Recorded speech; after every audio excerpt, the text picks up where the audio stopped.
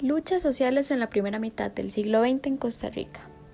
Las luchas sociales llevadas a cabo en Costa Rica durante la primera mitad del siglo XX dieron como fruto la consecución de una serie de beneficios para la población en los campos de la salud, el trabajo, entre otros.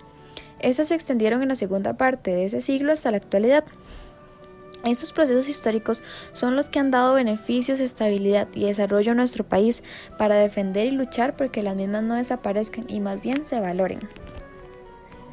Al iniciar el siglo XX, la sociedad costarricense estaba compuesta por grupos sociales diferenciados que surgieron asociados al desarrollo del cultivo del café del siglo XIX. Las diferencias entre los grandes cafetaleros y exportadores y la mayoría de la población se acrecentaron durante el siglo XX.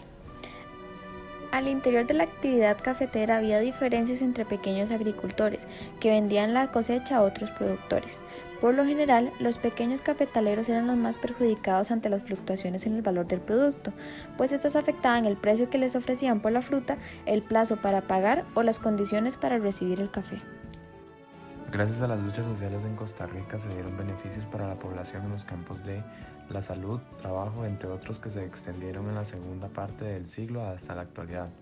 Gracias a estos procesos en el país se logró una estabilidad. Las luchas sociales fueron el producto de las violaciones de los derechos y la dignidad de las personas trabajadoras. Como anteriormente observamos, estos hechos cambiaron totalmente a la sociedad costarricense. A continuación vamos a destacar los más importantes. Trabajadores y sus demandas en la primera mitad del siglo XX. Pequeños productores cafetaleros. Lucharon contra los beneficiadores que controlaban la comercialización del café y el precio que les pagaban por la fruta. Buscaron soluciones legales a sus dificultades y entre 1900 y 1920 fundaron alrededor de 12 cooperativas de caficultores. La creación, en 1933, del Instituto de Defensa del Café facilitó las negociaciones entre los grupos. Los conflictos cesaron a partir de 1936. Campesinos. Lucharon por la propiedad de la tierra, pues desde el siglo XIX la posibilidad de acceso a ella disminuyó. Los terratenientes nacionales y extranjeros dejaron casi todo el país en manos privadas. Para contrarrestar este acaparamiento, el Estado emitió la Ley de Cabezas de Familia, en 1909, que daba una pequeña propiedad a las familias a fin de que ellas establecieran en una zona alejada. Trabajadores urbanos.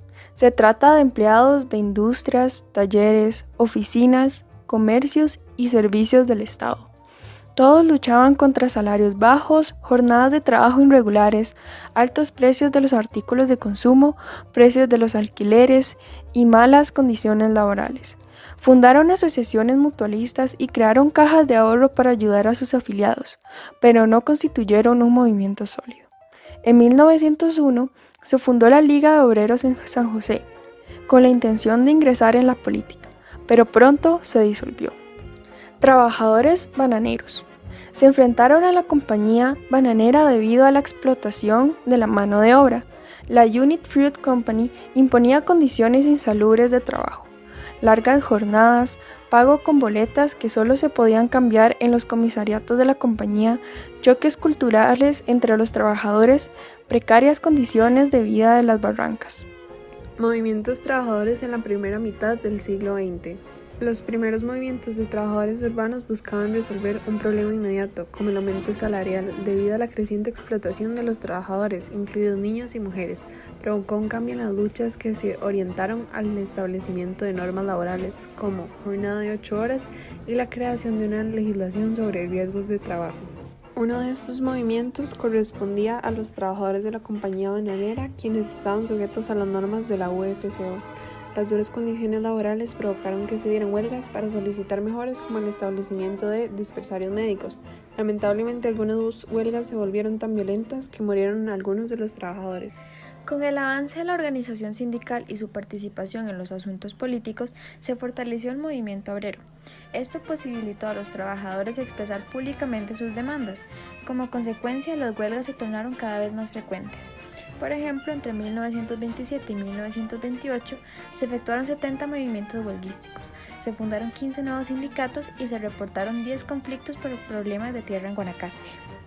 La presión de esos movimientos propició el ambiente para que los grupos organizados lograran las siguientes conquistas: una jornada laboral de 8 horas para los empleados públicos, mejoras en las condiciones de trabajo, háblese de herramientas y seguridad, leyes para garantizar el abastecimiento de ciertos productos como alimentos y para castigar la especulación, y una reducción de alquileres. Continuando, tenemos unas noticias del tiempo estudiado. Podemos ver una de ellas que se titula Cooperativa Nacional para la Exportación de Banano. Destacamos algunos aspectos como el lugar donde se desarrollaban los hechos, los cuales eran Limón, Alajuela y Heredia, y los más de 600 productores que conformaban dicha cooperativa. En la siguiente, vemos un titular llamado Palpitaciones de la huelga. Esto se refiere a las huelgas de trabajo que comentábamos.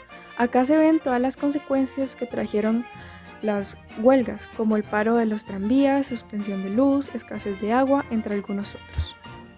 Los trabajadores bananeros que trabajaban en United Company vivían en condiciones inhumanas. Ellos pasaban en ranchos aglomerados sin agua potable ni electricidad. Otro dato es que fuera del Valle Central se dio una huelga y el gobierno decidió mandar destacamentos policiales porque los trabajadores eran de clase baja. Claramente podemos concluir que existe un trato clasista. A diferencia de los trabajadores bananeros, los cafetaleros estuvieron ausentes en las huelgas y eran más calmados o silenciosos, por lo que los dueños de las haciendas se les consideraban más paternales. Como se pudo observar, los ciudadanos costarricenses de entre el siglo XIX y el siglo XX se vieron muy afectados por los tratos injustos recibidos por el gobierno, por los cuales evidentemente no fueron de buen gusto entre la población. Las principales víctimas de esto fueron las personas humildes, los pequeños trabajadores, ya que todo lo que afectaba a los demás les afectaba el doble a ellos, debido a que dependían de cómo estuvieran las personas por encima de su clase social. Como se vieron empujados al límite, tuvieron que protestar ante un gobierno para mejorar su condición.